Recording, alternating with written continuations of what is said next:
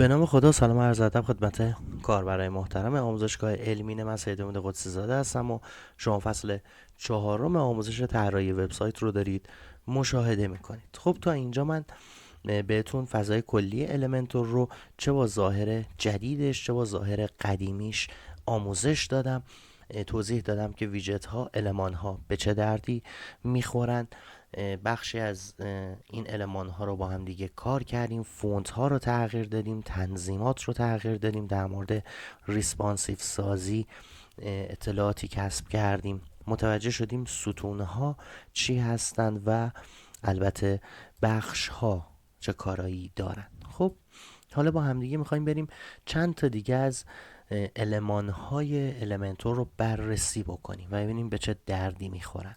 المان تصویر، ویدیو رو دیدیم، المان دکمه رو هم میریم با همدیگه بررسی میکنیم. قبل اینکه المان دکمه رو بخوام اینجا درج بکنم، میام یک ستونی ایجاد میکنم. دستم خورد اشتباهی، رفتیم روی ویرایش با سربرگ. دوباره بزنم برگردم. چیکار کردم؟ هر جا کلیک میکنم یه چیز دیگه باز میشه. خب اینجا ما یک ستونی ساختیم و کمترین ارتفاع رو بهش میدیم که فضای طراحیمون بازتر باشه. حالا میخوایم روی این بخش یک دکمه قرار بدیم. دکمه رو درگ میکنم، میدازم روی صفحه تا تنظیماتش رو بررسی بکنیم. خب توضیح واضحات اگه بخوام برم بخش پیشرفته بگم فاصله ها چیه، پدینگ ها چیه و چه کارایی هایی اینجا داره. مستقیما میام توی بخش استایل. ما توی بخش استایل روی باتن ها میتونیم جایگاهش رو تعیین بکنیم، بگیم ستون هر چقدر فضا داشت کشیده کل فضا رو بگیره. ببینید اگه ستونمون بزرگتر باشه این کل فضا رو میگیره، انقدر باشه باز کل فضا رو میگیره. میتونیم بگیم نه، هر چقدر که هست بیاد وسطش قرار بگیره، وسط ستونمون بچه ها قرار بگیره. اگر بخوایم دقیقا این دکمه وسط تصویر باشه، باید هر کدوم از ستون ها رو ابعادش رو اندازه هم تعیین بکنیم تا بیاد دقیق وسط قرار بگیره. پس تنظیمات این در حقیقت شامل ستون مربوطش میشه. مثل المان ویدیو و المان عکس، اینجا هم چیزهایی که داریم اونجا هم چیزهایی که داشتیم اینجا هست. مثل رنگ متنی که بتونی روی این باتن تغییر بدی، مثل رنگ خود باتن، در حقیقت شعاع کادری که بتونی بهش بدی، فونتش رو اگه میخوای تغییر بدی که ما تو ویدیوهای قبلی فونت ایران سانس رو تعیین کردیم براش. پدینگ اگه میخوای بهش بدی، مثلا میخوای از بالا و پایین کمتر باشه، میتونی بگی از بالا، از مثلا چپ و راست 15 تا فاصله داشته باشه، از بالا و پایین، اینجا اشتباه شد، از بالا و پایین 5 تا داشته باشه. این اصلا عددم کلا اشتباه شد. این پدینگیه که میتونیم به دکمه بدیم و دکمه رو به شکلی که دوست داریم طراحی بکنیم. این گیره رو اگر که بزنیم بچه اجازه میده دونه دونه اینها رو تغییر بدیم. اگر گیره نباشه، ببینیم وقتی اینو پنج میکنم کل اطراف شعاعش پنج میشه. اما یه موقعی هست، بذار این پدینگه رو بردارم تا بهتر متوجه بشید. اما یه موقعی هست من فقط میخوام مثلا یه طرف از این باکسم حاشیه داشته باشه، میشه به این شکل. خب این دکمه است بچه ها، تنظیمات خاص دیگری نداره. یک بخشی داره به نام نو که اطلاعات میتونه باشه، هشدار باشه، خطر باشه، موفق باشه. این فقط نوع ظاهریشه. وقتی دیگه ما تنظیماتش رو دست میزنیم اینجا دیگه کارایی نداره. متن داخلش چی باشه؟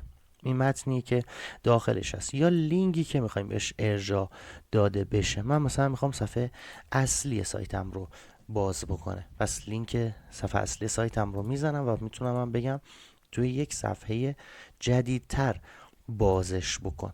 پایین تر آیکون ها رو داریم که از کتابخانه آیکون خود المنتور استفاده میکنه. در کنار این کلیک کنید، مثلا میتونم بیام یک عکس کلیک یا یک عکس موس قرار بدم تا کاربر کلیک بکنه. این آیکون هم آیکونی که خودتون دوست دارید تعیینش بکنید.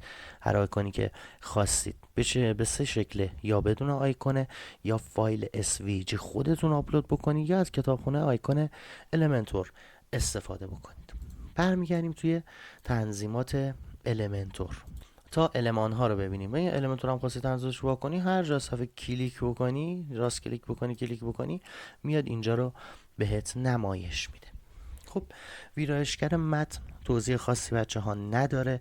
یک ویرایشگریه که میتونی شما متن داخلش قرار بدی. توضیحاتی اگر داری میتونی اینجا درج بکنی. بخش استایل و پیشرفتش هم فرقی با این باتنه نداره. ویژت دیگری که بخوایم، المان دیگری که بخوایم ببینیم، بخش های داخلی هم بهتون بچه گفته بودم. بذارید من یه چیزی بهتون توضیح بدم، اینو پاک بکنم. فرض بکنید من یک بخش داخلی ساختم به این شکل، از قبل هم طراحی شده، ارتفاعش هم انقدر، به طور مثال داخلش یه دونه تصویر هم وجود داره. مثلا این تصویر داخلش هستش. بذارید ذره کوچکترش بکنم ببینید. حالا اتفاقی که پیش میاد، من میخوام زیر این مثلا 2 تا دکمه بذارم زیر این عکسه. اینجا باید چی کار بکنم؟ باید بیام یک بخش داخلی اضافه بکنم. ببینید، پس بخش های داخلی زیر هم میتونن قرار بگیرن. بعد بیام مثلا این تصویرم باشه، این زیر میخوام 2 تا دکمه هم اضافه بکنم. این میشه در حقیقت فضای طراحی ما از طریق ستون ها. خب این رو هم ضبط بکنم دیگه، فعلا به دردم نمیخوره.